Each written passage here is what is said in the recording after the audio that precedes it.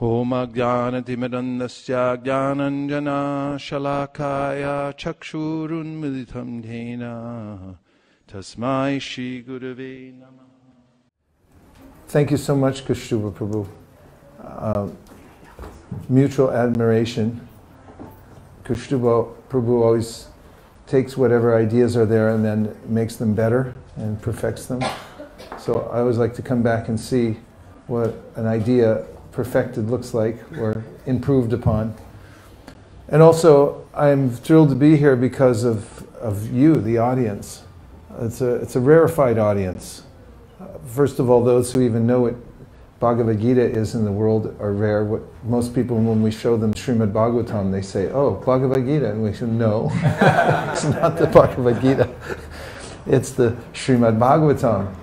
And Sri Chaitanya Mahaprabhu's had several tenets for his philosophy, and one of them is that the Srimad Bhagavatam is the peerless authority on all matters, and it's called the spotless Purana. Those who appreciate Bhagavatam are of the same category.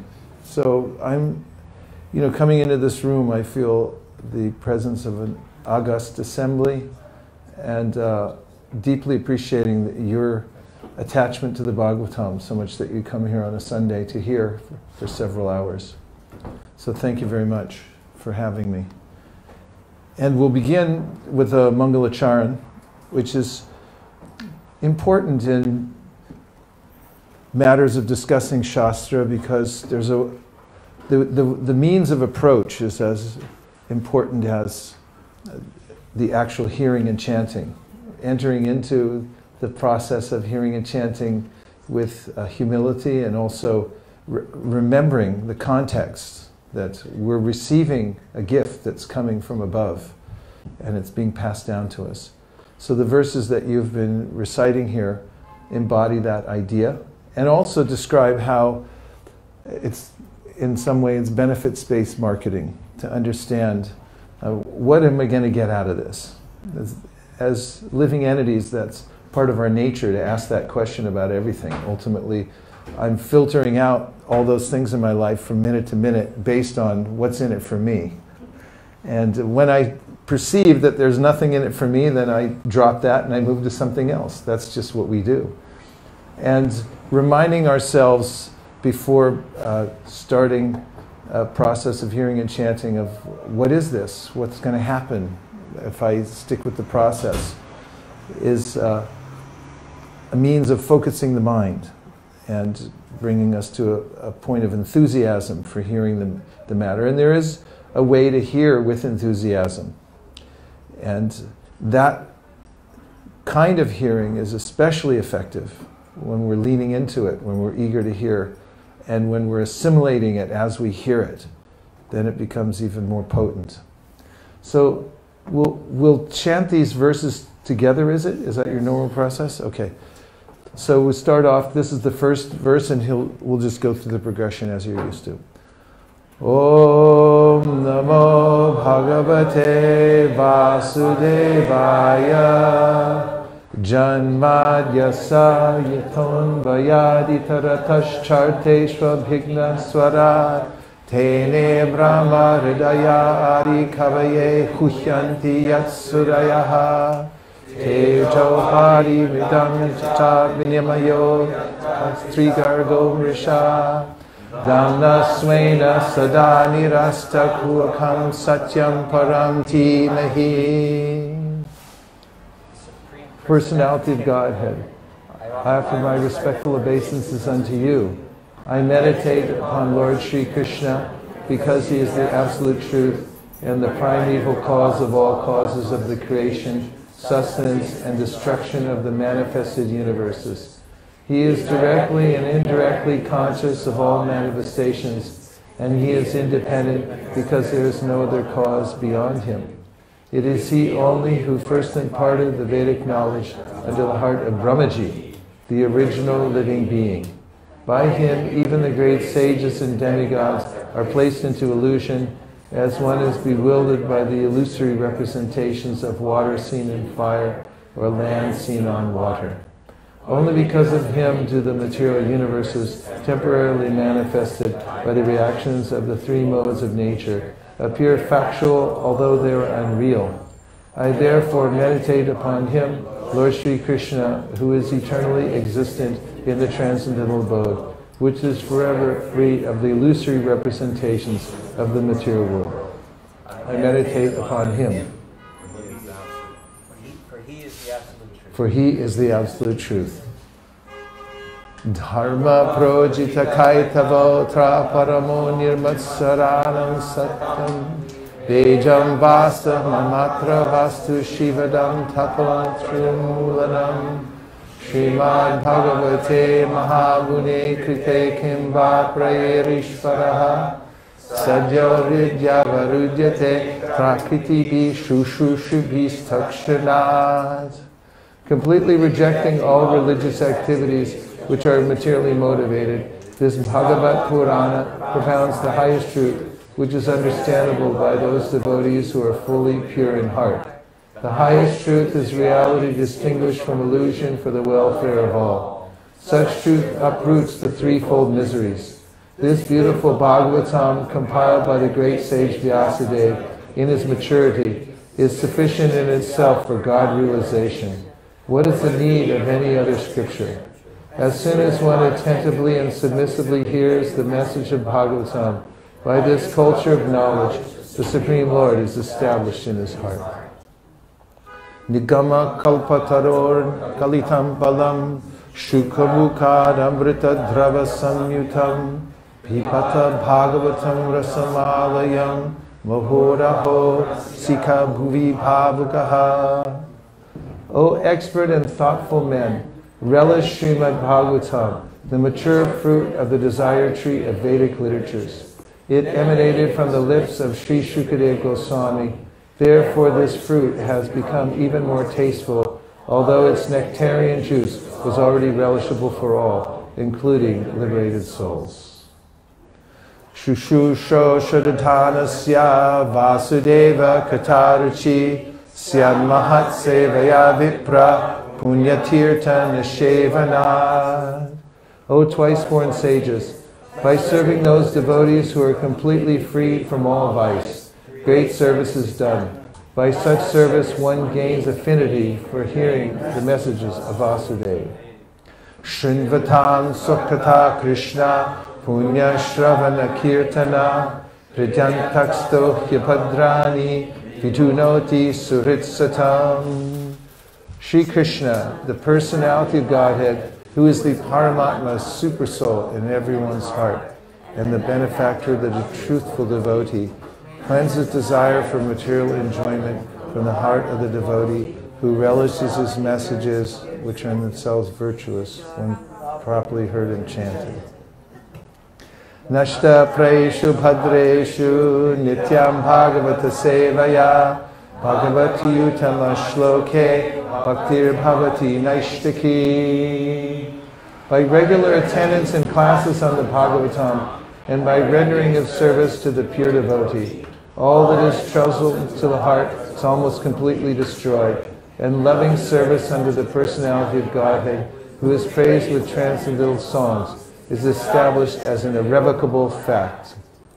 Tada rajastamo bhava kama loba dayaschaye cheta eter anavidham stitam satve prasidati. As soon as irrevocable loving service is established in the heart, the effects of nature's modes of passion and ignorance, such as lust, desire, and hankering, disappear from the heart. Then the devotee is established in goodness, and he becomes completely happy. Eva prasanna manaso bhagavat bhakti yogataha bhagavat tattva vijnanam mukta sangasya jayate. Thus established in the mode of unalloyed goodness, the man whose mind has been enlivened by contact with devotional service to the Lord gains positive scientific knowledge of the personality of Godhead in the stage of liberation from all material association. Vidyate re grantish chijante sarva samshaya shiyante chasya karmani Drishtaeva Manishvare. Thus the knot in the heart is pierced, and all misgivings are cut to pieces. The chain of fruitive actions is terminated when one sees the self as master. Om Hare Krishna, Krishna Krishna, Hare Hare, Hare Rama, Rama Rama, Hare Hare. So we're continuing our reading of the Srimad Bhagavatam. We're now on Canto 6, Chapter 1, The History of the Life of Vajamil. Text number 37. Translation for this verse. Shukadev Goswami continued, being thus addressed by the messengers of Yamaraj, the servants of Vasudeva smiled and spoke the following words in voices as deep as the sound of rumbling clouds. Purport. The Yamadutas were surprised to see that the Vishnudutas, although polite, were hindering the rule of Yamaraj.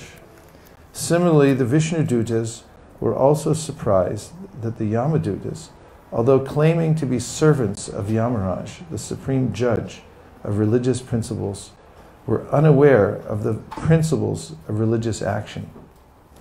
Thus the Vishnudutas smiled, thinking, what is this nonsense they are speaking? If they are actually servants of Yamaraj, they should know that Ajamil is not a suitable candidate for them to carry off. Text number 38. The blessed messengers of Lord Vishnu, the Vishnudutas, said, if you are actually servants of Yamaraj, you must explain to us the meaning of religious principles and the symptoms of irreligion. Purport. This inquiry by the Vishnudutas to the Yamadutas is most important. A servant must know the instructions of his master. The servants of Yamaraj claim to be carrying out his orders, and therefore the Vishnudutas very intelligently asked them to explain the symptoms of religious and irreligious principles. A Vaishnava knows these principles perfectly well, because he is well acquainted with the instructions of the Supreme Personality of Godhead. The Supreme Lord says, Sarvadharman Parityaja Mam Ekam Sharanam Vraja.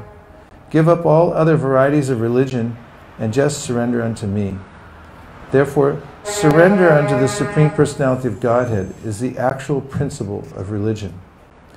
Those who have surrendered to the principles of material nature instead of to Krishna are all impious, regardless of their material position. Unaware of the principles of religion, they do not surrender to Krishna, and therefore they are considered sinful rascals, the lowest of men, and fools bereft of all knowledge. As Krishna says in Bhagavad Gita 7:15, Namam dushkritunu mudha, everyone can say together, Namam dushkritinu mudha, prapadyante naradama, mayaya pritagyana, asuram bhavamashritaha. Those miscreants who are grossly foolish, lowest among mankind, whose knowledge is stolen by illusion, and who partake of the atheistic nature of demons, do not surrender unto me. One who has not surrendered to Krishna does not know the true principle of religion. Otherwise, he would have surrendered. I'll read that again, it's very nice. One who has not surrendered to Krishna does not know the true principle of religion. Otherwise, he would have surrendered. The question posed by the Vishnudutas was very suitable. One who represents someone else must fully know that person's mission. The devotees in the Krishna consciousness movement must therefore be fully aware of the mission of Krishna and Lord Chaitanya, otherwise they will be considered foolish. All devotees, especially preachers, must know the philosophy of Krishna consciousness, so as not to be embarrassed and insulted when they preach. Let's discuss these last two verses and purports just to see if we can take some lessons from them. One is that although the Vishnudutas and the Yamadutas are ultimately servants of the Supreme Personality of Godhead, they're working in different capacities. And there's a way in which there are various layers of knowledge. And it may appear, or rather than say layers, I would say there's a hierarchy of knowledge. And although it's in the same system, when one's looking at one level of the hierarchy, one might then think that it's a different knowledge altogether. However, there's a unity in this knowledge, except that those who have the perspective of Krishna consciousness can see comprehensively what the hierarchy is and understand that there is information that's more important and information that's less important as it relates to either the material world or the spiritual world. As an example of this principle in the Sri Upanishad, it is mentioned, Anyarevahur sambhavad, anyarahura sambhavad, iti shushumadhiranam yenas tadvij chakshire.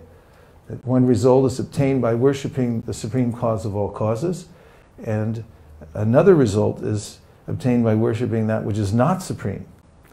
It seems like a simple statement, but it does save one a lot of trouble in one's life. Because if I mistake one for the other, then I have to live with the result, especially if I'm a human, because humans are supposed to get to know their environment a little better than animals and make good choices. So here, there's a very classic way in which two well-meaning groups of people come together with knowledge that is, in their minds, both of them have knowledge, and then they're at odds with one another. Has this ever happened to any of you? Well, I'll take that as a tacit yes. It's altogether possible to have what you consider to be the best of all knowledge and then meet somebody else who has knowledge as well and then be at odds. And one thing that's instructive about this whole episode is that there's a way in which they talk about it and they come to a conclusion. I don't think that the Yamadutas at the end are completely happy about it at first. They have a little something to get over when they discover that they didn't have the ultimate information. But nonetheless, they went through the process and they were careful to talk about it. That's one lesson. Don't assume that just because somebody has a different kind of knowledge or an outlook that you can't come to some consensus by looking in a more comprehensive way at the knowledge system itself and seeing where the commonalities are and the differences as well, and agreeing upon the differences. Another point here is I like the expertise of the Vishnudutas, because in the way of communication, it's very helpful to not only ask questions, but specific questions. Questions are the answer, I like to say. The answer to good and clear communication. In India, when the Western devotees first came with Prabhupada, they were confronted by many people who would ask them, what do you think of this Swami, what do you think of that Swami? Because they're obviously in India, the land of Swamis and teachers and acharyas and so forth. People have various ways of practicing spiritual life, and they would like to know, they wanted to know from the representatives of Prabhupada, what do you think of this person? And so, not knowing exactly how to deal with all this and not knowing all these various Swamis, the devotees came back to Prabhupada and said, well, they're asking, what about this Swami, what about that Swami? And Prabhupada taught them an important principle, and that was, don't assail the person, but I wouldn't use the word assail, but ask about what is his or her philosophy. In other words, don't give ad hominem responses and look at the character of the particular person, but the best way to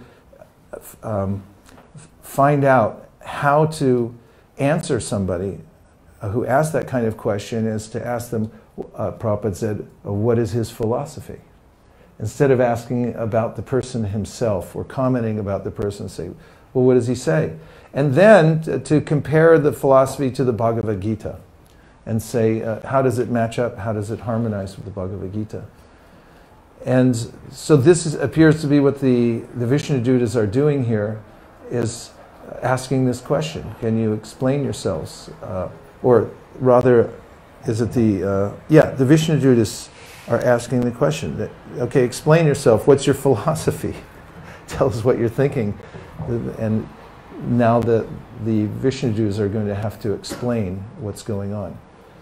And now, before I move on, and just to get a feel for how we're all feeling today and working together, let's take any reflections you have, or a question that you think will bring out more from the verses or the purports. A reflection is anything that you heard from the verses or the purport that I read, or any of the monologue so far, that stuck in your mind, that sounded usable, interesting, notable in any way. And you can just put it back out so it gets amplified in the assembly. Or if you have a question. But let's do reflections for now. Just reflect back and say anything that you heard so far that stuck in your mind. Here's the microphone coming. Oh. Didn't expect a microphone. Thank you. I'm coming from a Christian background, very heavily Christian parents. They're concerned about me following this way instead of Christianity. And so this resonated with me because I identify them with the servants of Yamaraj, and then, they mean well, and they're also... She means that in the best possible way. I actually don't know the whole story behind it, so there's some insult meant with that I don't intend. But they believe the Bible, and they believe that it is the way to achieve God, and they're well-meaning, and they're also mirroring what's said in the Gita. They just won't read the Gita.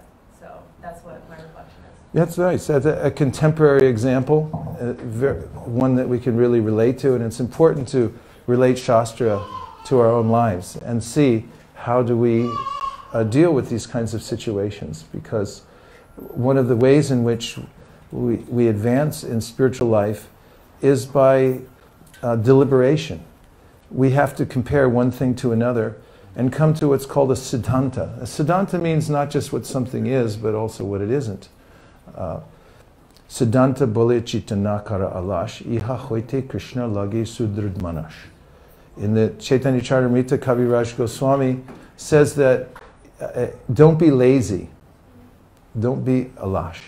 It means don't hesitate to look at and compare various philosophies and see who says what to whom, how do the different philosophies compare, what are the categories of knowledge, and so forth. He says because by doing so, you can come to a siddhanta, or a clear understanding of what you're actually dealing with. Don't base your practice on sentimentality. Of course, there has to be emotion, but there also has to be a philosophy, where you're able to logically understand why one philosophy is superior to another. It makes more sense. It's more logical also. And when you have that, he says, then you have sudrid manash, which means your mind becomes very strongly fixed in the philosophy. So those who are beginners in Krishna consciousness are said to not have that sudrid manash. They have faith, but it's a kind of sentimental faith that, oh, I really like this, I like the people, but they don't know too much about the philosophy behind the practice itself. And therefore someone can come along and say, you're kidding me, you're following that? That doesn't make any sense. Look what these guys wear, or whatever it is. And why do they wear paint on their face? I mean, somebody else. So, it's like, yeah, right, okay, maybe it doesn't. But if, and the next level of devotee, or the higher levels of devotees, especially the highest level of devotee, is very much acquainted with Shastra and has made all these comparisons and has had dialogue to, as Prabhupada used to say, discuss thoroughly, threadbare the philosophy. And by doing so, one has this firm determination because one knows what it is and what it isn't, and knows how to compare various philosophies to one another. What other reflections do you have? Things that came up? Yes, a lot of reflections. Microphone is just coming now. Hi, Krishna. Hare Krishna. I really liked questions or the answer. I was wondering if you could expand on that a little bit. Well, as I said in my seminar, whoever's asking the questions is leading the conversation. Oftentimes we think if we're telling, then we're making progress. But actually, based on human psychology and the way language works, when you ask questions, you're actually leading the conversation. And therefore, I often describe the question mark to be like a hook. If you look at it, it's a hook, and you can pull in different directions, or you can also use it as a tennis racket. Because if somebody asks you a question you don't understand, don't try to answer it.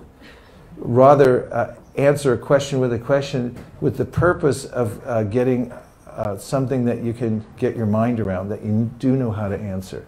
For instance, if somebody asks you a question that's vague, and then you can ask, well, how do you mean that?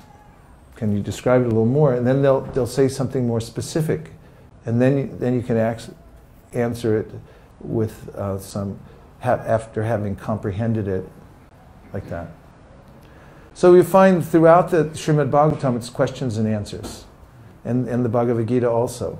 Arjuna asks a question, and Krishna answers it. And sometimes Krishna will ask questions, and his devotees will answer. And back and forth. This is the way to draw out knowledge, is to ask questions. And it's something recommended throughout the Shastra that you should become expert at asking questions. It's not so easy to ask questions. Sometimes if you say, you have any questions? And everyone looks around and is like, I don't have any questions.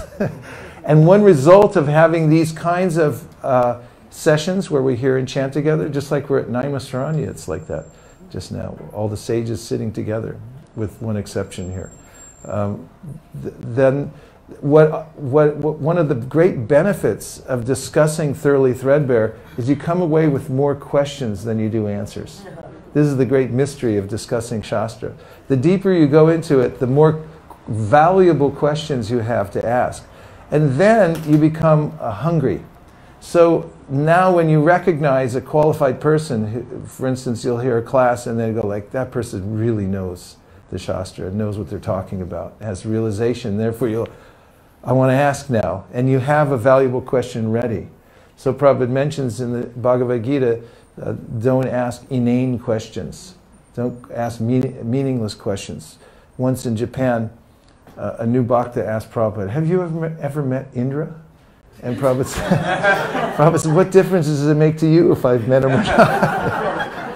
And Trivikram Maharaj was there and he said, Indra would be lucky if he met Prabhupada. But a refined mind, by studying the Shastra constantly, you'll find that it gets deeper and deeper and more nuanced. And then you have better questions.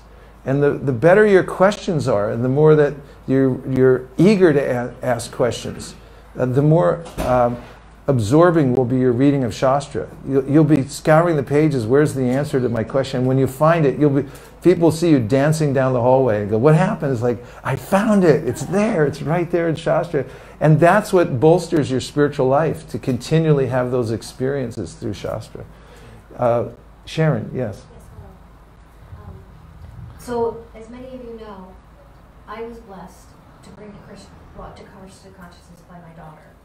And I've been involved for 1.5 years. And hold that just a little closer for the people online. So I've been involved for 1.5 years. And little closer means it almost has to touch your chin. when I'm surrounded by these beautiful, youthful 25, 26-year-olds, the first thing they ask me is, what is my opinion or my feeling? What was my feeling when I found out Stephanie was becoming involved in Krishna consciousness? And I say, I'm so grateful because she handed me the Bhagavad Gita and she said, Mom, this book has all the answers you've been asking your whole life. So the first thing that the 26-year-olds say to me, well, my parents, one said to me the other day, she goes, I go to bed at 8 o'clock, I wake up early, I read books, I meditate, I don't drink, I don't smoke, and my parents are worried about me. But, they're so lucky that you have those attributes. And then on the other hand, my parents are 88 and 87. And every time I'm driving home from the temple, I call them just to say hello, because in the car it can be a short conversation. And they go, where are you driving home from? And I go, I was meditating. And my mother says, you meditate a lot. So they're 88 and 87, and I still go to synagogue with them. But I don't know how to explain to them that I am Krishna conscious. And one of the statements on the screen was, know what to say to share about Krishna consciousness. So can you speak to how I can actually talk to the 26-year-olds and help them to reframe their parents' thinking? So their memory of Krishna consciousness is in the airport version of giving out books from years ago, but to let them know, because a friend of mine has that book from the Philadelphia airport, and he went there specifically to get it. He actually went to I remember the that airport. guy. Yeah, you probably do. He went there to get the book. Hopefully he doesn't remember me. So can you share how these beautiful young devotees can, the simplest way they can share with their parents that what they're doing is a good thing? And how can I share with my 88-year-old father who owns a Bhagavad Gita and is reading it, and every time I see him he goes, I just don't get it. And I'm like, it's okay. Well, it's in your house. That's a blessing. one of the really good questions and helpful insights, thank you, Sharon. One of the ways that one of the basic principles that I've developed for my own practice is there are certain categories of people that we don't try to give philosophy to. You know, parents and other kinds of loved ones, unless you have an extraordinary or very different kind of relationship with them, are not based on philosophy. They're based on love and culture. A family is like that. If you go and try to preach to your parents, they're not going to appreciate it at any time because, hey, I'm your parents, I'm your parent. And it bounces right off. The best thing to do is to give love. Love them, appreciate them, show them how the philosophy has made your heart softer and more appreciative of who they are. After all, you know, you should have more gratitude for what they've done for you, raising you and so forth. And they may notice that because most children, by the time they're 16, start to push away from the nest. And they always keep, you know, a slight edge with them that, okay, you raised me, but now I'm on my own. But if someone becomes Krishna conscious, they may have the wherewithal to actually go back and embrace their parents in a deeper way. And the time will come, if one develops such a relationship, that the parent may be open to philosophy. That happened for me. My mother was a sociologist, a very intelligent person, and I had a loving relationship with her, but it didn't go into philosophy very much. Even if we talked about Krishna consciousness, it would be from a sociological, humanistic point of view.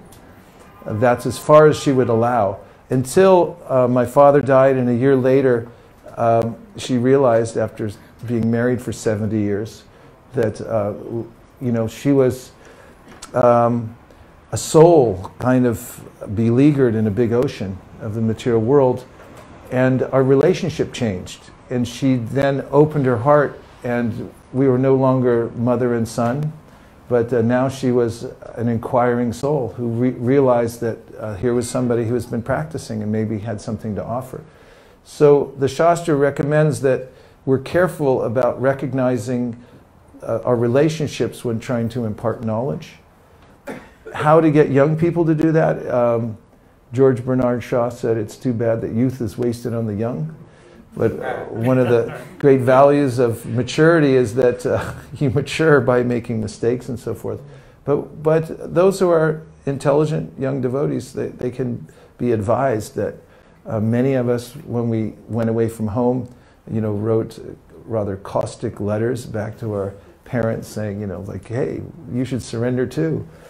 And they really appreciated it. We'll take one more reflection. Yes.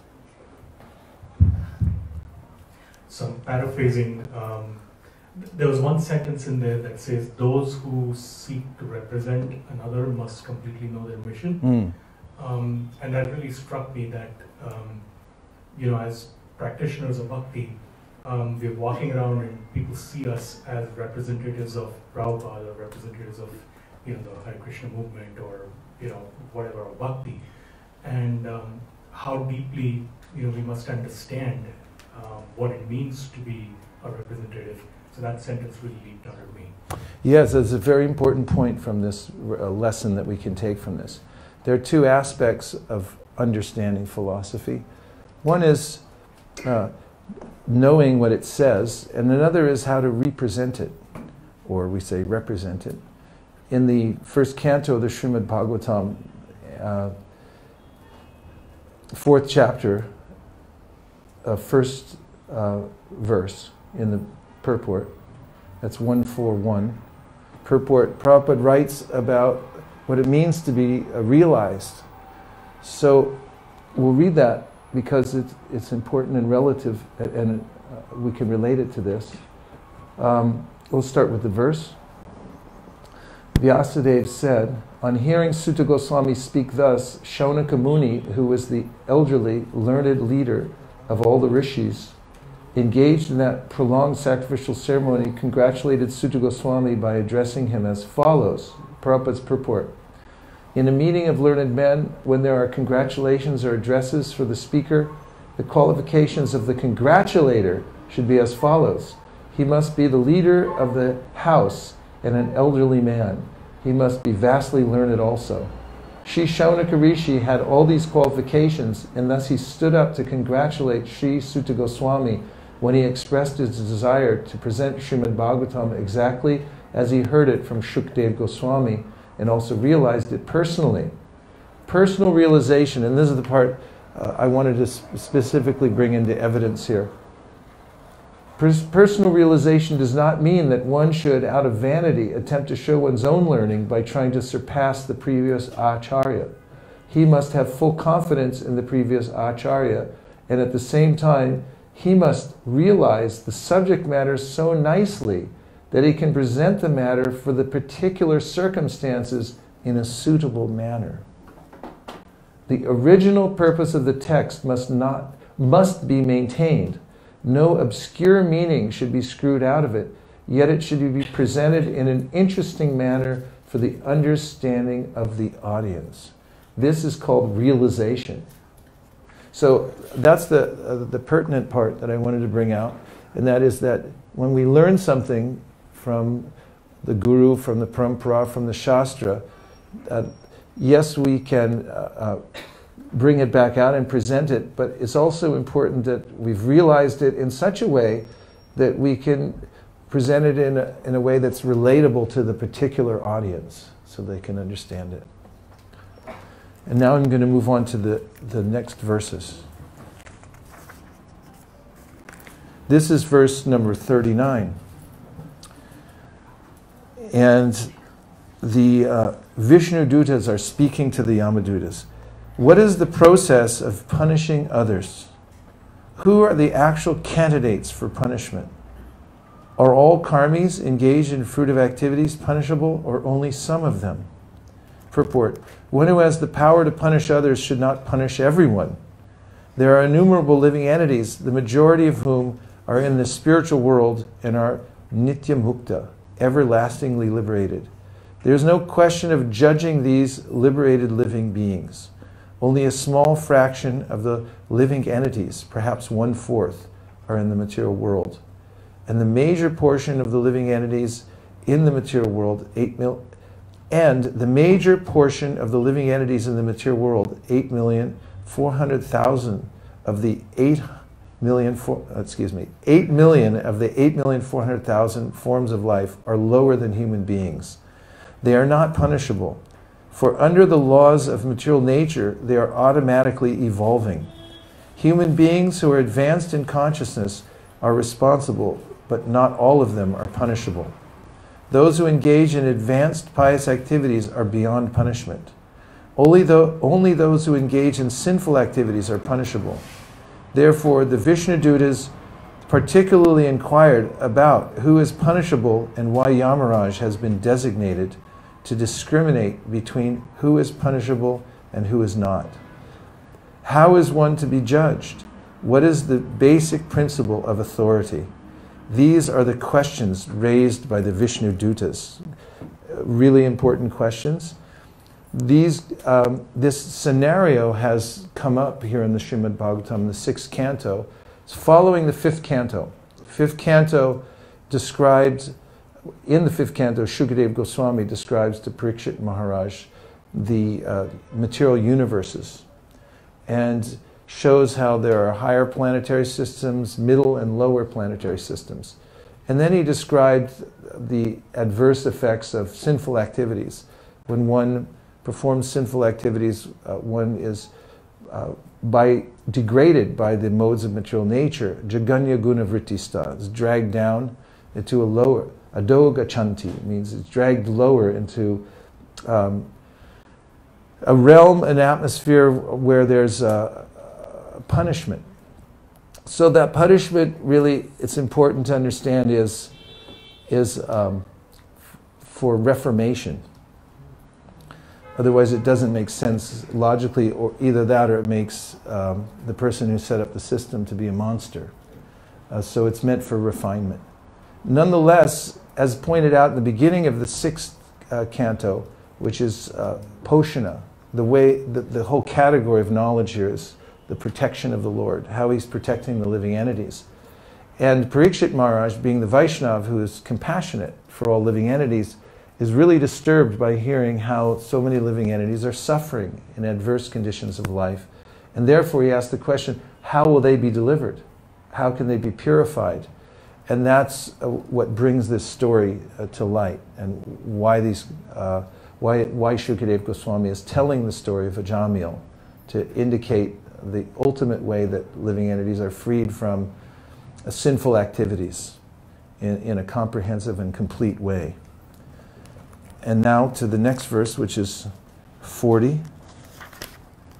The Yamadutas replied, "That which is prescribed in the Vedas constitutes dharma, the religious principles, and the opposite of that is irreligion. The Vedas are directly the Supreme Personality of God and Narayan and are self-born. This we have heard from Yamaraj." Purport: the servants of Yamaraj reply quite properly. They did not manufacture principles of religion or irreligion. Instead, they explained what they had heard from the authority Yamaraj. Mahajano yena katasa panta. Altogether. Mahajano yena katasa panta. One should follow the Mahajan, the authorized person. Yamaraj is one of the 12 authorities. Therefore, the servants of Yamaraj, the Yamadutas, replied with perfect clarity when they said, Shushruma, we have heard. The members of modern civilization manufacture defective religious principles through speculative concoction. This is not dharma. They do not know what is dharma and what is adharma. Therefore, as stated in the beginning of Srimad Bhagavatam, dharma projita kaitavotra. Dharma not supported by the Vedas is rejected from Srimad Bhagavata Dharma. Bhagavata Dharma comprises only that which is given by the Supreme Personality of Godhead. Bhagavat Dharma is Sarva Dharman Parityaja Mamekam Sharanam Vraja. One must accept the authority of the Supreme Personality of Godhead and surrender to him and whatever he says.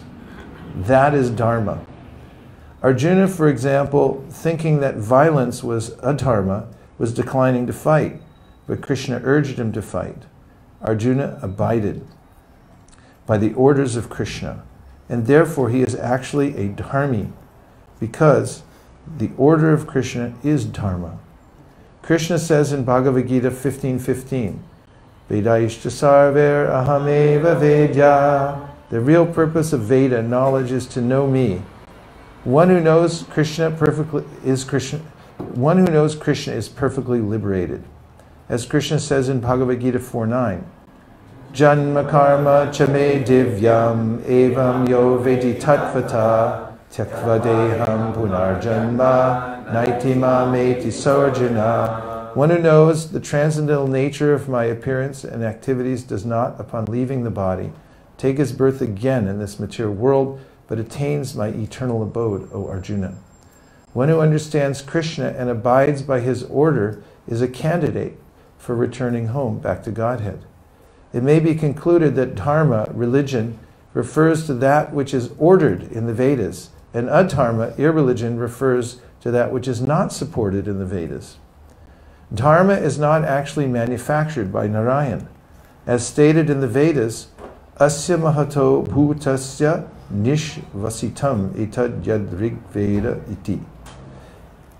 The injunctions of dharma emanate from the breathing of Narayan, the supreme living entity. Narayan exists eternally and breathes eternally, and therefore dharma, the injunctions of Narayan, also exist eternally.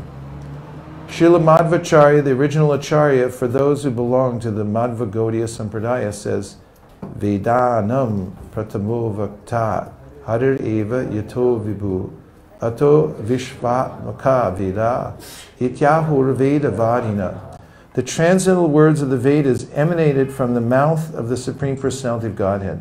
Therefore, the Vedic principles should be understood to be Vaishnava principles because Vishnu is the origin of the Vedas. The Vedas contain nothing besides the instructions of Vishnu, and one who follows the Vedic principles is a Vaishnava. The Vaishnava is not a member of a manufactured community of this material world. That's pretty powerful. The Vaishnava is not a member of a manufactured community of this material world. But, this understanding of manufactured, creating a idea of, well, let me say on the positive side, oftentimes people ask this question, what is the difference between one religion or another? Or how do we, as a representative of the Gaudiya, Madhva Gaudiya Brahma Madhva Gaudiya Sampradaya, look at other traditions? And one way of answering that question that I've found that is appreciated by others is to talk about a gold standard. For instance, when we look at gold, we want to know what quality of gold it is. There's gold that's sold on the streets of Honolulu to tourists that must be around 13 karat, and it turns green after you swim in a swimming pool for a while. Got a little gold in there somewhere, but it doesn't act the same way as 24 karat gold does. 24 karat gold is untarnishable. And in a similar way, at the beginning of Bhagavatam, in the invocation prayers, we heard Dharma Projita Kaitavo Traparamo Nirmat Saranam Satam. That what was going to be spoken in the Bhagavatam would be of the highest standard. In other words, they were saying, we're kicking out any of the other lower forms or the lower standards that are sometimes mentioned in the name of religion.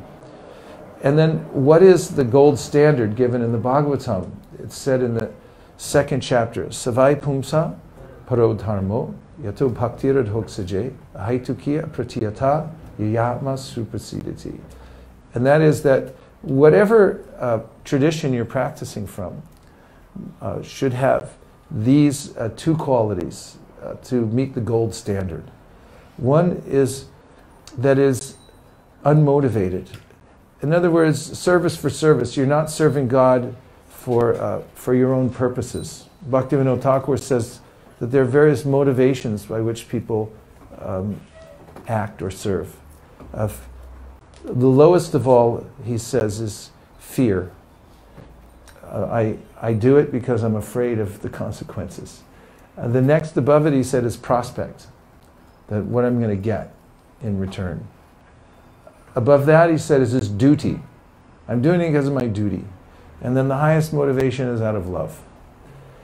And the standard of the Bhagavatam is this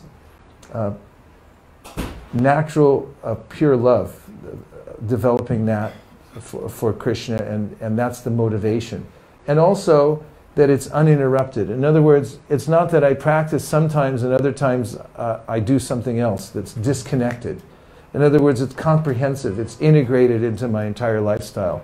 Everything I do relates to that connection I have with the Supreme.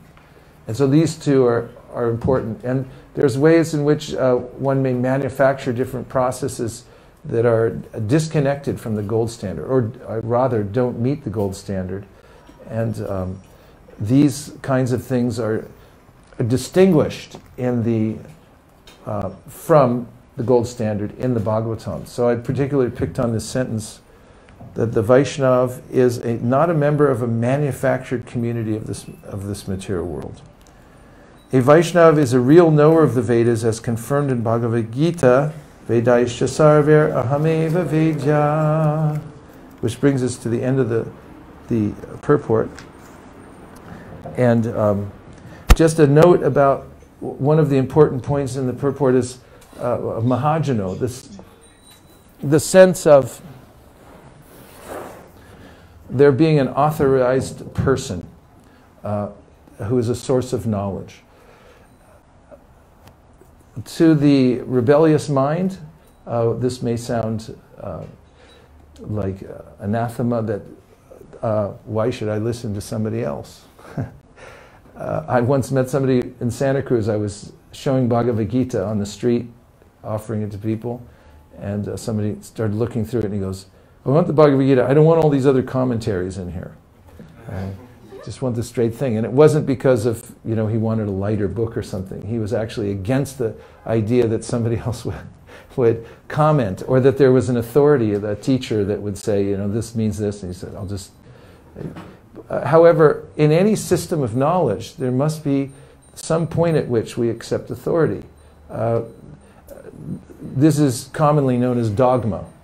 And of course, most people take the word dogma in a pejorative sense. However, everybody accepts some dogma. If you take the science, if you're studying with the teacher, he or she is going to present you with a list of authorities in your particular science. And you're either going to accept those authorities, or you're not going to be able to continue the class. Because that's the axiomatic truth that one must accept. And as Socrates pointed out, at some point in any system of knowledge, unless you accept an axiomatic truth and a source of that axiomatic truth, then you're going to be in infinite regress. That means you'll have to continually retreat, like an army that keeps backing up. You have to stand and fight at some point. And Chaitanya Mahaprabhu describes in his teachings that some knowledge is self-revealing. It proves itself. So you have to have that kind of knowledge. So this is one of the points that's coming up in this chapter, is that you have to accept axiomatic truth. So when we accept the Vedas, we accept Shastra, we understand through research or epistemological research of what it means to know something, and we understand that one has to accept from an authority. Then when we come to rest on that concept and appreciate the fact that the Vedas are teaching us something that is axiomatic, and we begin to accept it, then we can make great progress. And this is something that Prabhupada brings up in a summary form in the introduction to the Sri Ishopanishad, where he talks about this principle of epistemology. And now we'll take a few reflections of anything that you heard in the... Yes? I like how... Now the... This is Mike, I'm just explaining this because this is broadcast online, and when we speak away from the mic, I have one right here on my lapel, so, or whatever I have up here, that people can hear directly. But when it comes to the audience, unless you hold the microphone like this, it doesn't pick up, and they get really, not just disturbed, but like annoyed. And Gopal will start getting all these comments, say, can't hear, tell them to talk louder. So you got to hold the mic right here. Don't be afraid to speak loudly into the mic. Please go ahead. I like how Krishna... That's good. I like how Krishna states religion in the Bhagavad Gita. he said religion is surrender unto him. Yeah. Compared to how every other way we look at religion. And it's just straight up simple. Yeah, so to give a simple example, my finger, I take it for granted, I admit. But my finger, whenever I call it, it comes to me. Or if I say, finger, you know, go pick up that stamp. You know, it'll work together with the other fingers, of course, and cooperate, and it'll pick up the stamp and hand it to me. But if the finger, I call the finger, I say, finger, come here, and the finger doesn't come, then I'm in serious trouble. A lot more serious than I would have imagined, because I always take it for granted, but when it stops working. So, as the finger is a part and parcel of my body, so I am also a part and parcel of Krishna. And my relationship is as my finger is to my body. And therefore, when I'm out of alignment in service to Krishna, I'm in an unnatural condition. I can't actually enjoy. I can't, I'm not working properly. So this idea of religion really means to be properly aligned. And this verse where Krishna is saying, surrender unto me, Prabhupada sometimes says, people hear that and they say, that's unreasonable. Why should I surrender to God? But it's for our own good. And the fact that you appreciate it, I mean, this is a person who's coming to actual spiritual life and now available to be properly aligned, is that they look at that verse and they say, yeah, that sounds good. Surrender to God. The principle itself, surrender to God, is universally good. Thank you. There were a couple more, yes. I was thinking when you were talking and when you were reading these verses that in material life, and you even bring it into spiritual life, that we're quick to fault find in others. And especially, like we can have distrust in following authorities because of experiences where they didn't live up to our expectations, or we saw some hypocrisy in them, that they were saying one thing but acting in a different way. So these verses were making me reflect that actually in Krishna consciousness we're given a different standard of perfection, that one who's following like the process of Krishna consciousness, if they're doing that consciousness, if they're doing that perfectly, then actually they are perfect, like we can follow them like that. And if I had that realization, then maybe I wouldn't be so prone to find fault in the devotees around me. Nice point. And Krishna emphasizes this in the Gita, 9th chapter, where he says, Api sutaracharo sadareva samantavya samyag vyavasito hisaha.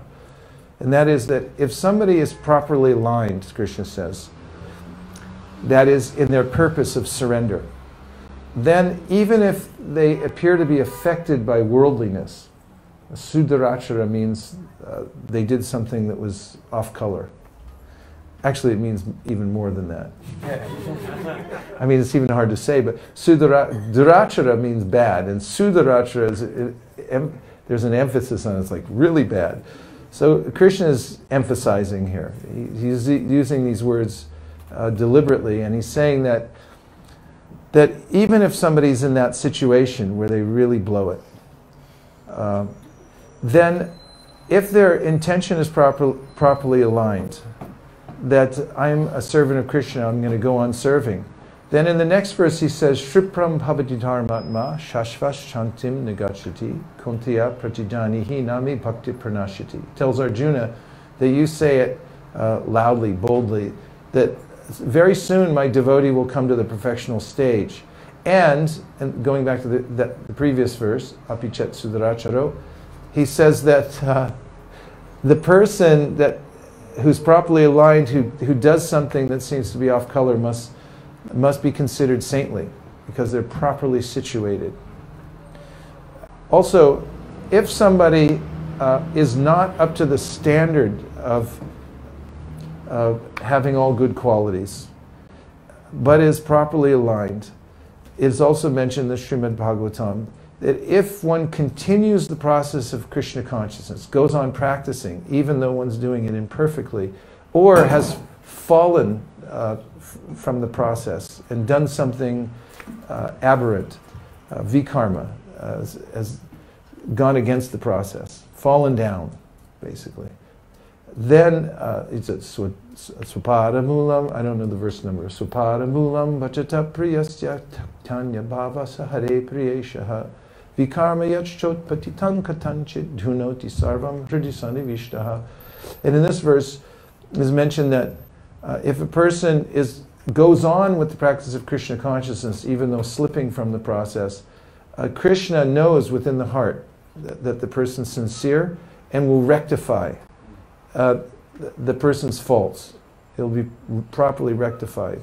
You don't have to do anything extra other than go on with your service. And this will relate more and more to this section of the Bhagavatam about how one is rectified, because this is about rectification. How do you actually overcome sinful life, or even more importantly, how do you overcome the desire for sinful life within your heart, and what to do about it when you're implicated in sinful activity. Were there two more? Yes. On many occasions, we're seeing living entities suffers, whether they're animal or human being, and like you said, the animals evolve from time until they become a human being. As the soul continues passes from different bodies, they have no recollection of whatever suffering or misery they're undergoing.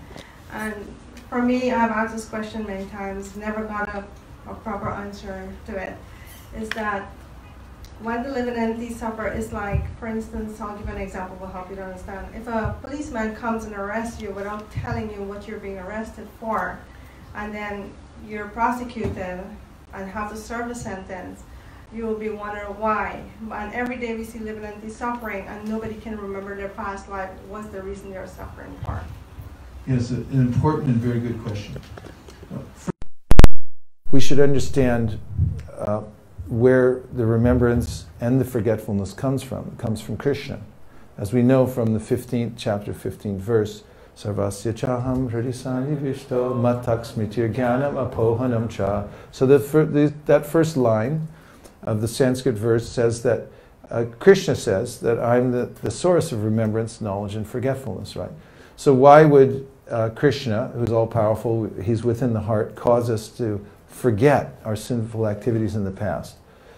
Well, one reason is that if we remembered them all, we would be tormented.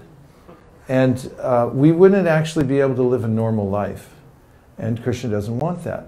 He wants us to be able, well, first of all, I'll say, I don't want that. As a living entity, I'm speaking, not personally, but I'm just trying to represent the living entities here. Living entities don't like that kind of stuff. We want to have a normal life, and we want to enjoy, right? And so, in order to enjoy in the material world, I really have to forget. So Krishna helps us to forget. I'm getting there. So we have to understand that Krishna is facilitating if I want to remember or I want to forget. It's coming from him. Now, as far as remembrance goes, there are different kinds of remembrance.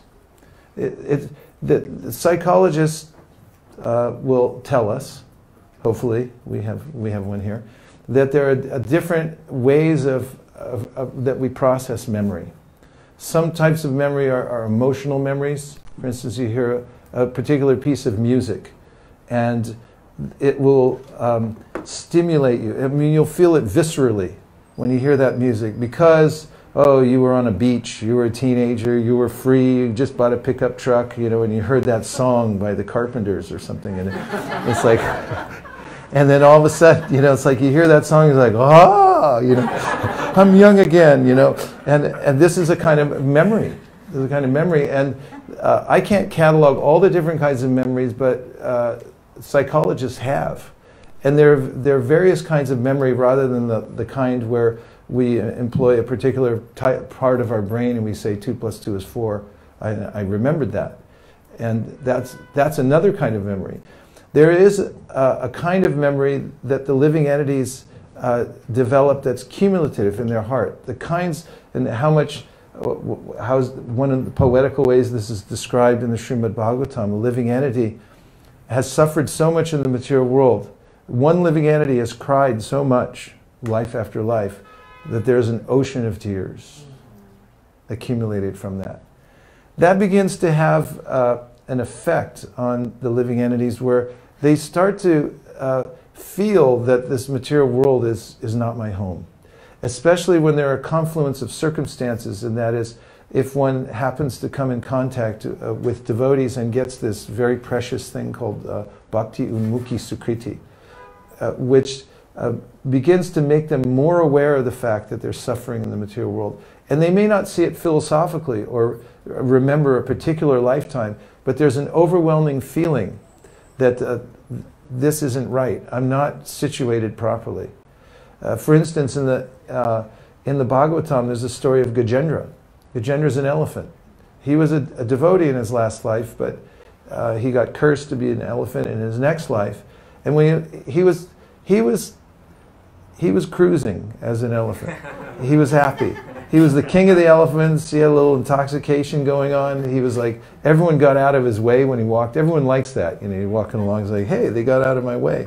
You know, Gajendra was enjoying. He was on a heavenly planet. He went into the water, and then he got crocodile on his leg.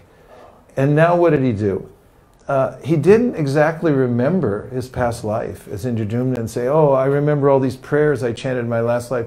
All he knew was there was this piercing sense in his heart that I have to take shelter of somebody higher. He didn't even know who God was. But that was a kind of memory that he has in his heart. Every living entity has that. And when the circumstances are right, that memory comes out, and one calls out, God, help me. There's no, as the old saying goes, atheists in foxholes. We remember that relationship when we're in danger, right? We're in danger, bullets are flying overhead, we could die at any second, what do? You know, we don't, we call, please help me. God, if you're there, if this just one time save me, I'll be good from now on. This is a kind of natural memory that we have, that we're connected to a higher source. And so this kind of memory, when it accumulates within the heart of the devotee, makes a person ripe for surrender to God. And when you ask the question then, you know, who is it? Who's God? Just like Gajendra, he started praying. He didn't exactly know where the prayers were coming from, but he knew the feeling. That's a memory. And he started to say it. And from that, Krishna then started to reveal himself. You know, every parent in the world wants to have a relationship with their children. They don't have children and then hide themselves for the rest of their life and say, you know, I'm never going to reveal myself. That would be an insane situation. So God, who's the supreme parent, wants to reveal himself as much as possible, but it's been my choice to not to have him reveal himself. Don't interfere. I mean, even now as I'm practicing devotional service, what if Narayan appears and says, come back to my abode? I might say, I would, but I gotta work my late shift today. You know, even as devotees, we may not have the full intention that we need yet to go back to God. In the interim, Krishna gives us a modicum of balance in our lives in the material world.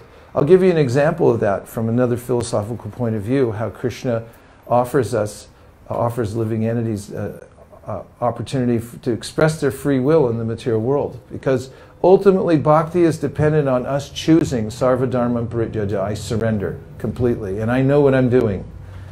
And Krishna, as we develop our intentionality, or intention, I'll just say,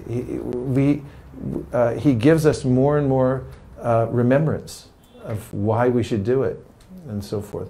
But in this sixth canto, we'll find later on that there's this way in which, by chanting the holy name, Jamil was freed from sinful activities. However, he went on sinning.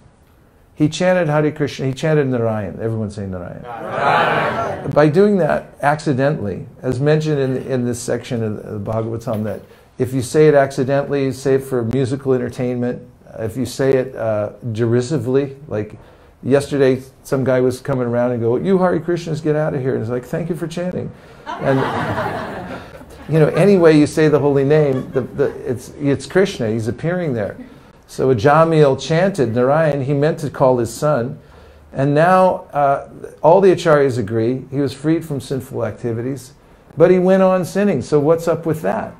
So our acharyas explain, as does Srila Prabhupada, who's bringing out the commentary of the acharyas, that the kind of sin that was going on at that point was like a snake who had been defanged. No teeth. He's biting, but nothing happening. Because he's already been saved by the power of the holy name, and now Ajamil, it was only a matter of time before his purification and full remembrance came to fruition. So after he hears this dialogue between the Yamadutas and Vishnudutas, he hears the whole thing, the whole philosophical dialogue, he comes to full remembrance. Oh, this is what I did. This is who I am. This is what I need to do. So the circumstances lead to that fully.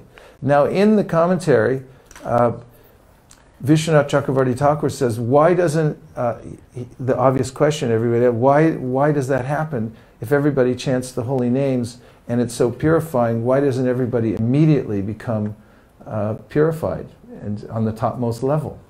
One of the reasons that Vishwanath Chakravarti Thakur says is that Krishna doesn't give the full results of the chanting to everybody. First of all, because it's like a tree, it grows in due course of time when it's ready, a fruit on a tree.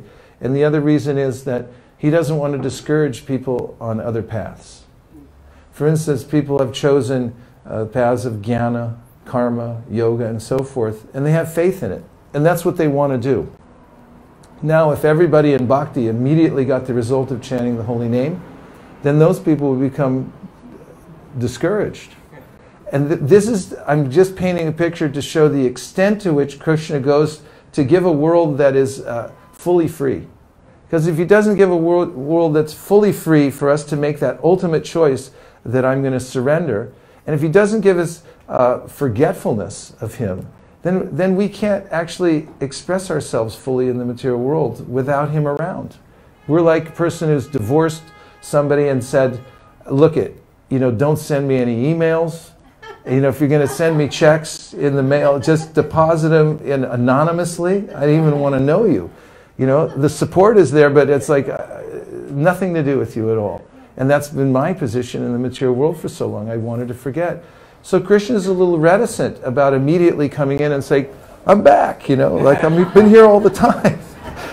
He wants that mutual respect, love, and surrender from the living entities. So he gives the opportunity for us to forget. And then when we develop our intention, he gives us, in the right proportion, the kind of remembrance that will give us, that will empower us to fully surrender. And that's a day to celebrate. I mean, that's a moment, an instant, and it goes on eternally. The more we have that intention to surrender, the more we come closer to Krishna. So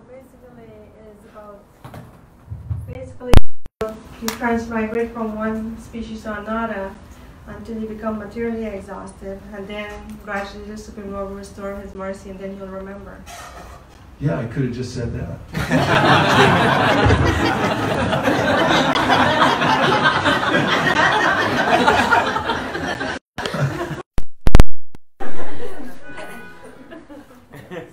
So we have about 5 more minutes, right? Yes. And yes, Prabhu? We have time for one more. 5 minutes is an eternity.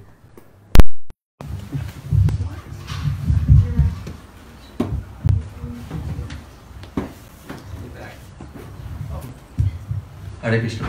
Hare Krishna. In the Srimad Bhagavatam 6.1.40, it says something about dharma. It says that dharma is not actually manifested by Narayana, and in the same standard it's also said that it emanates from the breathing of Narayana. Can you please explain me on this? Yeah, the way in which it's described, it's co-eternal with the Lord. And Vishnu are both eternal, so they're co-eternals. And then, you know, it's described in this way, poetically, metaphorically, even that you know, it's emanating from the breathing of the Lord to show that there's no difference between the two, and that it's eternally going on. And then there are various levels, or as I was mentioning before, a hierarchy of dharmas, which in the Bhagavad Gita we get a sense of that. Like Arjuna was perfectly justified. He was mentioning certain kinds of levels of dharma when Krishna mentioned a higher dharma. But the ultimate dharma comes when one realizes that I'm an eternal servant of Krishna and one surrenders. So that, in a nutshell, is, you know, describes the context for those statements. But we have to go through all of the verses and hear the whole section in order to really reinforce those ideas and understand them very clearly. And this is a really nice assembly. I mean, what a word, nice. This has been I'm very impressed by what you've developed here. This is the essence of spiritual life, is sitting in an assembly of devotees and discussing the Srimad Bhagavatam. And anyone who does this once, twice, or especially on a regular basis will naturally and automatically be elevated in the process of Krishna consciousness. As Navina Prabhu gave such a beautiful class this morning, he was describing how just by sitting and hearing submissively, one learns everything that's necessary to know in order to enact one's surrender. Kashtuba Prabhu, did you have a last point? Just that we have an extended hearing session today that starts up again at 2 o'clock. Okay, wonderful. And you didn't know about it? I heard about it actually. Thank you for sharing it here. I hope it's okay. There's that, and then after that, actually, 5 or actually 4 o'clock. So just as that ends, we begin our picnic out in the park, in Roosevelt Park, Rockefeller Park, downtown. Wow. So that's just we do about once a month during the summer. This will be the last one for the season.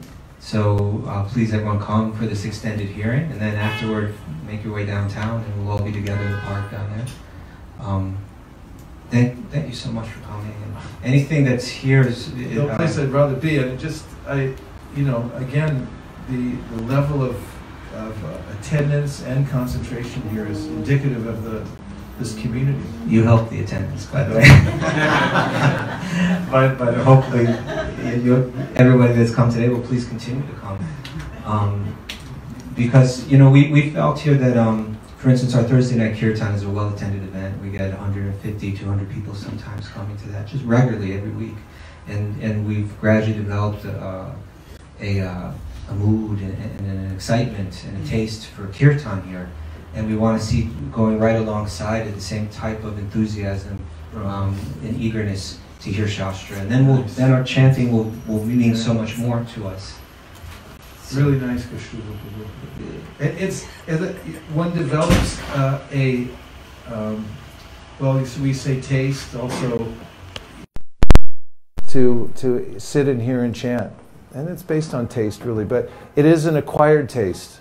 And the more one does it, the more one is eager to hear, and longer sessions of time one can hear for, which is highly beneficial. I mentioned before, in Govardhan, we have sessions at the Govardhan Hill ashram every year, where we have a group of devotees, and we sit like this for 5 hours a day and hear through the whole Kartik. And we notice sometimes people come in from a different environment, you know, like over at Krishna Balaram Mandir, it's like roller derby, you know. And, you know, there's a lot going on over there. It's like, wow. And you come over to Govardhan, it's sequestered, and we're just hearing, you know, sitting in it. It's more cerebral. And people come in the environment, and you see them like, you know, when's lunch? And then, you know, it's like, I gotta go. I think my mother's calling me, you know, and they take off. So, but after some time, you know, you can develop this kind of tolerance, a taste for hearing, and it's really important. So, just wonderful what you're doing. It expands so much from you. And I just wanted to mention, you drew our attention to a period from Srila Prabhupada, where I forget, it was from the 4th canto, but Prabhupada spoke so beautifully there about how what we speak, on one hand, it has to be really firmly rooted in authority, in Shastric authority, and the original purpose of the text must be maintained. But at the same time, and one shouldn't screw out obscure meaning out of it. But at the same time, it also must be presented in a manner that's understandable by the audience. And it seems that we live in a world where maybe more than ever, conservative and progressive ideas are polarized. We see it in politically and in people's attitudes. But I think also within the community of devotees, I see it, we tend to become polarized. Maybe, I don't know if it's just me seeing it that way, or if maybe somehow it is like that more. But I think it's really worth looking at this commentary and thinking, you know, if someone's presentation of Krishna consciousness is more, let's say progressive, they might have to question themselves. Am I losing the original purpose of what I'm trying to present? And if someone's presentation is more conservative, they might have to ask themselves, am I really communicating with people clearly? And maybe even, you know, both, not only question our own selves, but question our own criticism of others as well. Because what's worst of all is that actually all devotees start to fight with each other. Because then nothing's accomplished. And it's particularly unpleasing to Krishna. But I really respect you so much, and I see you, again, I mentioned, I'll use the same cliche, but I see you as a real shining example of one who understands this very well and lives it very well and presents it very well. That I really see in you someone that all of your words, all of your actions are so completely in line with the truth as it's originally presented in our Shastra and by our acharyas.